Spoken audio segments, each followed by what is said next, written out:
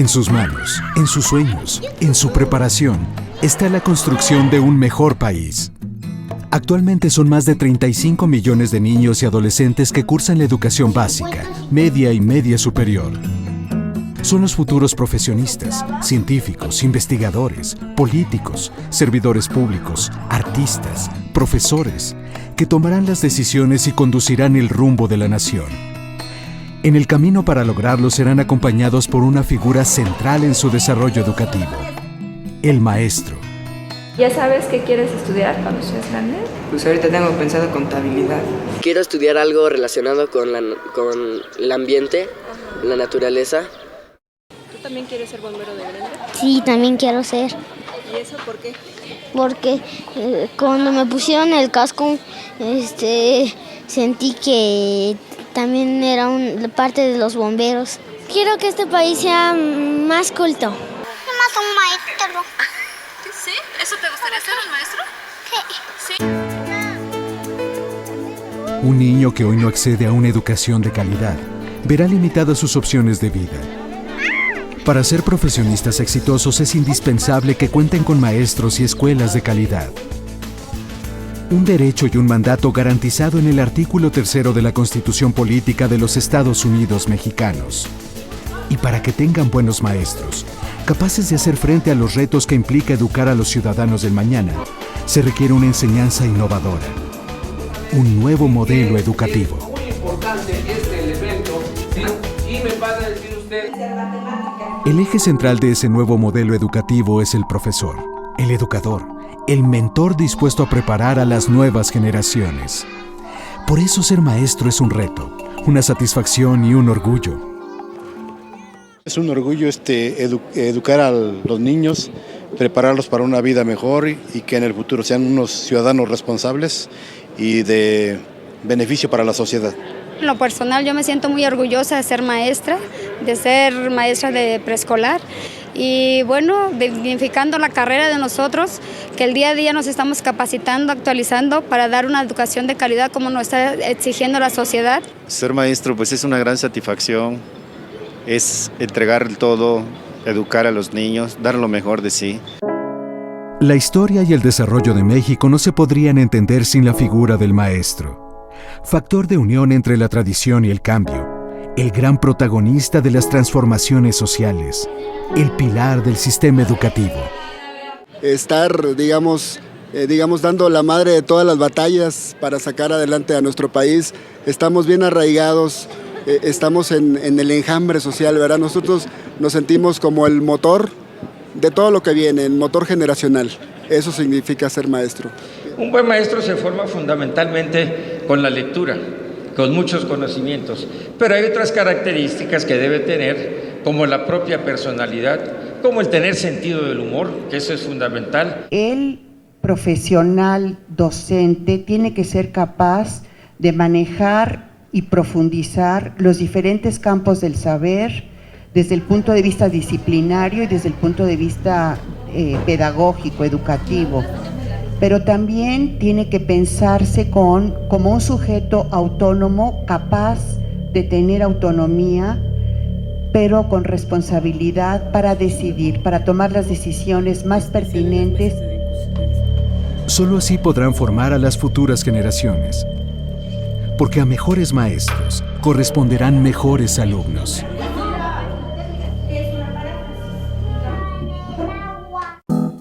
La formación de maestros en la educación normal inició en México en los tiempos de la colonia, pero es hasta la segunda década del siglo XIX, en el México independiente, entre 1823 y 1828, cuando se crean las 4 primeras escuelas normales, en la Ciudad de México, Oaxaca, Zacatecas y Jalisco.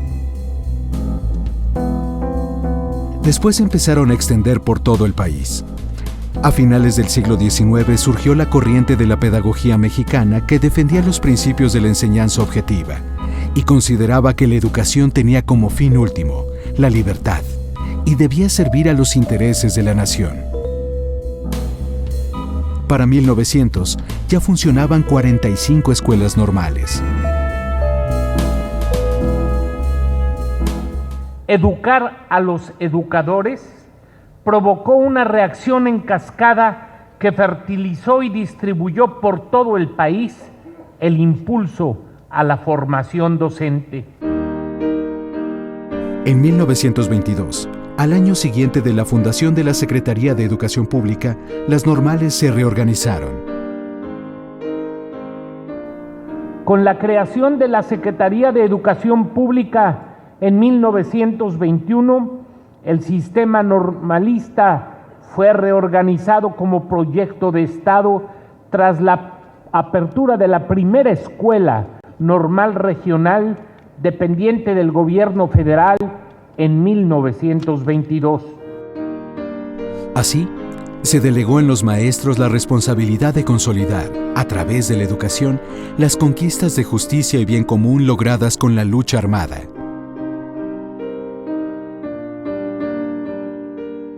Lo que ha sido el movimiento normalista en este país ha sido fundamental. El normalismo en México surge antes que el país. Las primeras escuelas normales son de finales de la colonia, de 1808. Luego, en el 23, todavía con el imperio de Iturbide, hay una escuela normal. Luego, en el 24, ya con el gobierno federal, hay 2 escuelas normales. Un gran impulso se lo da Juárez, primero en Oaxaca como gobernador y luego como presidente de la República. Es hasta el 21, 22, con Vasconcelos, cuando las normales forman parte de ese proyecto nacional. Ya como una... Y toda la educación del siglo XX, de la alfabetización, las 2 grandes campañas de alfabetización, y hay que recordar que cuando la revolución, el 80% de los mexicanos eran analfabetos. Sí. Y con todos los problemas que podemos tener, ahora la alfabetización está cubierta. Fue gracias al movimiento normalista y a los profesores, a los maestros. Y luego la reivindicación de la imagen del maestro. Claro, eso es muy importante, oye. Que, sobre todo en las grandes ciudades lo hemos perdido más, pero en los grandes o en los pueblos, en la gran mayoría de los pueblos, habría 3 figuras que eran el eje de la vida y los tutores éticos y morales, que era el médico, el sacerdote y el maestro. Y cuando hablas con los maestros y te das cuenta del orgullo que tienen, y te encuentras una viejita que lleva 50 años de maestra, porque le acaban de dar la medalla Altamirano, y te lleva a su nieto que tiene 18, 19 años, que quiere ser maestro y ella está muy orgullosa de que sea maestro, te das cuenta de la fuerza que tiene esa vocación de enseñar y que hay que protegerla y hay que defenderla. En México existen 450 escuelas normales que atienden a cerca de 131,000 estudiantes, de los cuales el 71% son mujeres y el 29% son hombres. 58% de los planteles, equivalentes a 261, son públicos. El 42% restantes son particulares. Del total de instituciones públicas, existe una diversidad, entre las que se encuentran las escuelas normales experimentales, rurales, indígenas, beneméritas, estatales y nacionales, centros regionales de educación normal e institutos.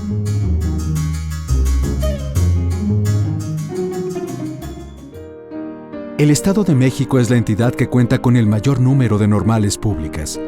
Tiene en total 40. Le sigue Chiapas con 19 planteles, Oaxaca con 13 y Guerrero con 12.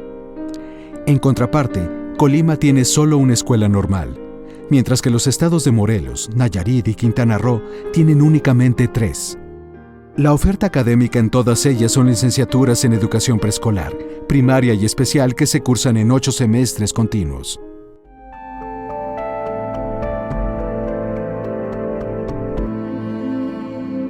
A lo largo de más de 200 años, los maestros normalistas han llevado la educación a todos los rincones del país.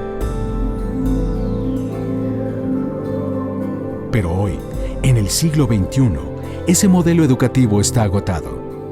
Si bien el plan de estudios, tanto el del 84 como el del 97, como el actual, le da un peso importante al profesor reflexivo, a que la gente analice lo que pasa en el aula y sea capaz de dar cuenta de ella, también sigue presente muchísimos ritos, muchísimos mitos que se vuelven incuestionables. Y entonces ahí la respuesta que se da es: esto pasa porque es así. El magisterio siempre lo ha hecho así. Los problemas que ha enfrentado la educación normal han ido desde la falta de atención por parte de las autoridades hasta anomalías originadas por injerencias sindicales. Porque algunos problemas, como por ejemplo el de evitar la injerencia sindical en los asuntos pedagógicos, hace mucho que se está planteando. Problema gravísimo en algunas normales, especialmente las de la Ciudad de México, donde se quedó la dirección general. Una de las más graves deficiencias es que los planes de estudio vigentes no responden a las necesidades de formación académica que hoy en día demanda la realidad del país. Los programas de mejora instrumentados en los últimos 28 años no han logrado impactar en el cambio de las prácticas docentes en las instituciones formadoras de docentes, reconociendo que se han apoyado aspectos de infraestructura física y tecnológica sin contar con programas efectivos de mejora del profesorado y de las prácticas educativas en las aulas que eleven sustancialmente la calidad de la formación docente. Es preciso reconocer que la oferta brindada no ha demostrado ser pertinente a las necesidades de los profesores y directivos. No existe evidencia de su impacto en la transformación de las prácticas de enseñanza. Se puede decir que uno de los problemas más relevantes para este desarrollo profesional es la desconexión con las necesidades e intereses del profesorado. Entonces, cuando los propios destinatarios de la formación perciben las propuestas formativas como fragmentadas, desconectadas e irrelevantes ante los problemas reales de su propia práctica, pues es cuando decimos que los proyectos no tienen éxito o no tuvieron eco. En la actualidad, México es uno de los pocos países que conserva un subsistema de educación normal separado del nivel universitario. La mayoría de las naciones han optado por integrarlo totalmente al sistema de educación superior. Debido a los problemas que enfrentan las escuelas normales y la falta de pertinencia de los planes de estudio, se corrieron algunos rumores que hablaban, incluso, de su desaparición. Yo no sé si de manera interesada o no interesada, corrieron una cantidad de rumores que, sin ningún fundamento. La desaparición de las normales. Eso es imposible. El gobierno no lo quiere, el gobierno nunca lo ha pensado, pero aparte la sociedad mexicana no lo permitiría. Sí. Desaparecer las normales, en absoluto. Sí hay que adecuarlas a la realidad. Y funcionan, tenemos toda una gama, desde las que funcionan muy bien hasta las que funcionan muy mal. Y hay que hacer una reforma de tal manera que todas tengan un desempeño lo suficientemente adecuado para cumplir con su objetivo. Que tenemos un capital, instalación y un capital humano extraordinario. Sí llevamos quizá muchos años, décadas, 40 o 50 años, en que la atención por parte del gobierno, el desarrollo mismo de las normales han ido sufriendo un deterioro. Ha tenido buenos momentos, ha tenido momentos malos, pero yo creo que la estructura formal está y lo único que hay que hacer es encauzarla. Cada zona del país tiene sus características, entonces al mismo tiempo que tiene que haber un patrón general para todo el país, tiene que haber diferencias específicas para cada una de las zonas y de las regiones. Hay zonas en donde la enseñanza indígena es fundamental, hay otras en donde este fenómeno no se presenta. Las nuevas técnicas, la tecnología ha irrumpido en este siglo XXI con una fuerza terrible en la cual el magisterio no puede estar al margen, al contrario, hay que incluirlo y hay que adaptarlo a las necesidades que hay. Por toda la geografía nacional se encuentra diseminado el capital humano, el talento, la inteligencia, la creatividad para rediseñar y dar un nuevo impulso al normalismo mexicano. Con el fin de aprovechar al máximo ese potencial y ese caudal de ideas, se realizaron 6 foros de consulta regionales y 1 nacional para la revisión del modelo educativo en el nivel normal. El objetivo: presentar propuestas para delinear el modelo idóneo que responda a los retos y necesidades que plantea educar a las generaciones del siglo XXI, que no pueden retraerse al conocimiento y al uso de las nuevas tecnologías de la información. Los maestros de escuelas normales básicamente necesitamos desarrollar nuevas competencias para enseñar a nuestros alumnos a enseñar. Es un reto bastante grande. Los foros y las mesas de trabajo de la consulta para la revisión del modelo educativo en la educación normal, que forman parte de la reforma educativa, se instalaron en Saltillo, Hermosillo, Toluca, Guanajuato, Boca del Río, Campeche y La Paz. Todas las voces fueron escuchadas. Eso es lo importante, si no participamos tampoco vamos a ser escuchados y una manera de hacerlo es participando y escribiendo, porque eso es lo que hace falta en México, donde se escuche la voz del maestro, la voz de los alumnos, la voz de la sociedad en general. Participaron 9.716 personas, 40% fueron maestros, 40% estudiantes de escuelas normales, 19% padres de familia o miembros de organizaciones de la sociedad civil y solo el 0.87% autoridades educativas federales y locales. Se presentaron en total 6.579 ponencias en las que los expositores externaron exigencias y propuestas.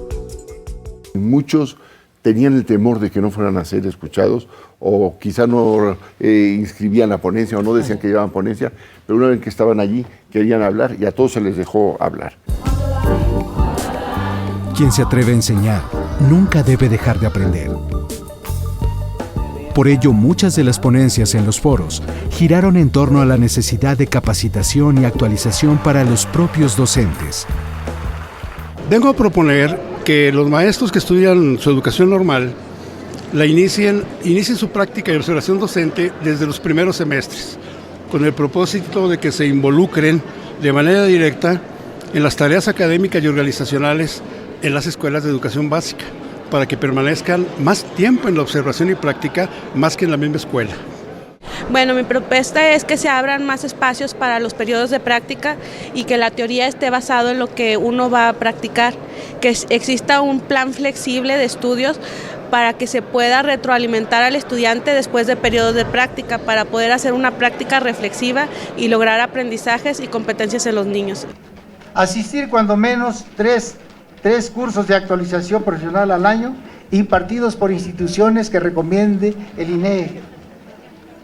Asistir cuando menos a 2 congresos nacionales o internacionales al año. Pedimos esos actualizaciones, esos cursos que a lo mejor nosotros como maestros nos puedan certificar dentro de las TICs para poder darles una educación de calidad a nuestros alumnos. Nosotros somos personas que necesitamos mucha capacitación porque en nuestras manos está ese futuro, ¿no? El futuro de México, esos alumnos que formamos diario en el aula de clase.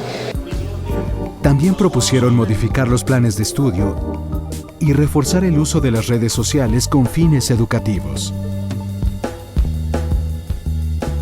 Hacer uso de las redes sociales, principalmente a través del Twitter y del Facebook, como una posibilidad más para atender la tutoría académica. Es importante señalar que se requieren algunos cambios en el currículo del plan de estudios en los normalistas, dando prioridad a las prácticas.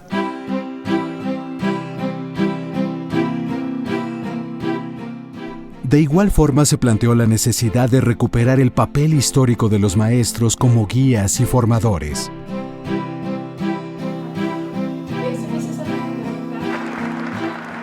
El compromiso de la SEP para que en lo inmediato establezca conjuntamente con las comunidades de las escuelas normales un programa de fortalecimiento y transformación que opere con instituciones de educación superior y desempeñen su papel histórico en la formación de maestros y en la producción del conocimiento educativo.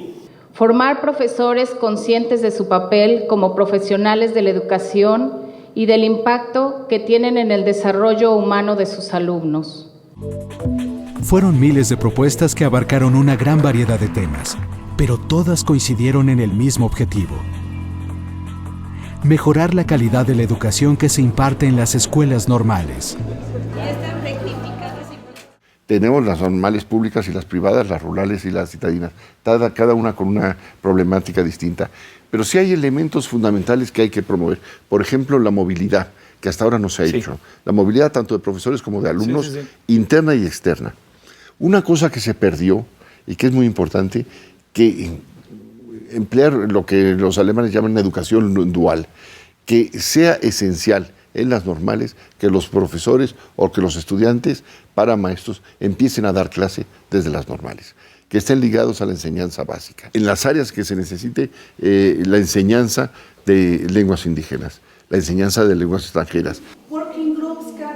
Y luego, según las zonas, una inclinación mucho más cercana a los aspectos o rurales o de producción. Las escuelas normales han sido y siguen siendo el espacio idóneo para la formación de los maestros de educación básica, que en nuestro país se traduce en inicial, preescolar, primaria, secundaria, indígena y especial. Esta es una de las conclusiones a las que se llegó en los foros para la revisión del modelo educativo. Sin embargo, la docencia ya no se puede afrontar solo con unos cuantos saberes básicos y un menú de competencias didácticas que no marchan al ritmo de la sociedad. Ahora se requiere una sólida formación práctica, teórica, humanística, social, científica y tecnológica. El reto es múltiple y complejo. Comprende reforma del marco normativo, mejor planeación de la matrícula y de la oferta de programas académicos, una construcción de una nueva relación entre las autoridades educativas y las escuelas, el establecimiento de una mejor articulación entre normales y educación básica, normales y el resto de las instituciones de educación superior. Se necesita que el nuevo modelo educativo retome la formación histórica y reivindique la imagen de los maestros a través de una profunda preparación, con respeto a su autonomía y apoyo al desempeño de sus funciones. Sabemos que se necesitan profundos replanteamientos en la preparación de los docentes y en el trabajo que realizan. Sin embargo, también reconocemos que su imagen y autoridad se ha desdibujado en diferentes escenarios, por lo que se requiere devolverle el lugar que le corresponde como uno de los actores esenciales en la construcción de nuestro país.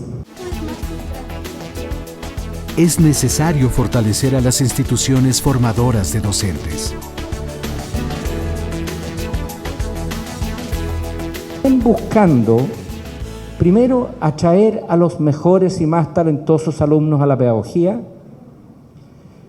premiarlos por su desempeño y ojalá mantener a los docentes de buen desempeño en las aulas. Es fundamental asegurar la calidad de la educación que se imparte en las aulas de las escuelas normales y robustecer la currícula magisterial. Es conveniente realizar talleres de lectura, matemáticas y ciencias, así como seminarios complementarios y actividades cocurriculares para los estudiantes. Además, dichos planteamientos tienden a incluir a la educación física, las lenguas extranjeras o bien conocimientos de frontera que aporten a la profesión docente como las neurociencias. Debe incorporarse la enseñanza de lenguas indígenas, sobre todo en las escuelas normales situadas en zonas indígenas del país, así como el lenguaje de señas mexicano y el método de lectura braille para garantizar una educación inclusiva. Es indispensable vincular la teoría con la práctica a través de un sistema dual de formación docente y la actualización continua que permita a los maestros responder a las exigencias de la globalización, la sociedad del conocimiento y el uso de las nuevas tecnologías de la información. Existe la convicción de que las normales deben contar con un currículum flexible y actualizado para formar docentes en las escuelas del siglo XXI, alejado de la concepción lineal y rígida de algunas propuestas de formación profesional. En los foros y mesas de trabajo para la revisión de la educación normal, también se llegó a la conclusión de que es urgente recuperar el sentido de la formación humanística del docente. Y ya tenemos muy claro el qué es lo que quieren y cómo. Y nos falta ahora el cómo. Todo esto que tenemos, que hacia dónde se tiene que ir, qué es lo que hay que buscar, cómo lo podemos hacer, con qué plazos, con qué ritmo y cómo vamos a ir llegando a ellos. Esto evidentemente nos va a llevar tiempo, pero bueno, yo sí creo que los primeros resultados los vamos a ver en muy corto plazo. ¿Ah, sí? Sí. ¿En cuánto tiempo calculas, Fernando? Desde luego antes de la terminar siguiente generación, antes de terminar el sexenio. Sí, Los primeros efectos, desde luego, los vamos a tener. Estos foros han sido solo el punto de partida para el diseño del nuevo modelo de educación normal.